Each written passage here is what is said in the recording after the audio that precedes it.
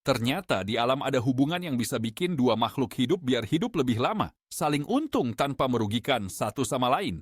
Bisa dibilang, ini kayak kolaborasi hebat di dunia hewan dan tumbuhan bahkan sesama manusia loh. Yang penting nggak ngerugiin. Nah, itu yang namanya simbiosis mutualisme. Jadi, simbiosis mutualisme itu simple banget. Ini tuh hubungan antara dua spesies yang masing-masing saling untung. Bayangin aja kayak kamu kerja bareng teman, terus kalian saling bantu dan akhirnya berhasil bareng-bareng. Gitu deh, bedanya ini terjadi di dunia alam. Contoh yang paling gampang tuh yang ada di alam, kayak hubungan antara bunga sama lebah. Lebah butuh bunga buat nyari makanan, dan bunga butuh lebah buat penyerbukan. Jadi keduanya untung kan? Si lebah dapat makan, si bunga juga bisa berkembang biak berkat lebah yang bantu penyerbukan. Itu simbiosis mutualisme guys. Ada juga contoh di laut, kayak ikan badut yang sering kita lihat di film-film.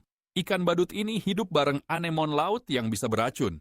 Tapi anemon ini nggak ganggu ikan badut, karena ikan badut punya perlindungan dari anemon itu. Nah, si ikan badut juga bantu anemon dengan bersihin tubuhnya dari kotoran dan parasit. Sama-sama untung deh, jangan kira cuma di dunia hewan aja, di dunia tumbuhan juga ada loh. Misalnya, tanaman kacang yang kerja sama sama bakteri di tanah buat nyerap nitrogen. Tanaman kacang kasih makan bakteri itu, dan bakteri itu bantu tanaman kacang tumbuh lebih baik. Pokoknya, dua-duanya untung. Tapi, meski kayak gini seru, nggak selamanya simbiosis mutualisme ini berjalan lancar. Pasti kalian pernah kan ngerasain hubungan yang kayak nggak seimbang? Misalnya, kamu udah bantu teman banget, tapi teman kamu nggak bantu balik pas kamu butuh. Nah, kalau dalam simbiosis mutualisme di alam, kalau salah satu pihak nggak kasih manfaat balik, bisa jadi hubungan itu malah merugiin salah satu pihak. Kalau udah gitu, bisa-bisa hubungan itu jadi parasitisme, guys. Jadi penting banget buat tetap jaga keseimbangan. Bahkan di alam, ada juga tumbuhan yang kadang-kadang nggak fair dalam hubungan mutualisme ini.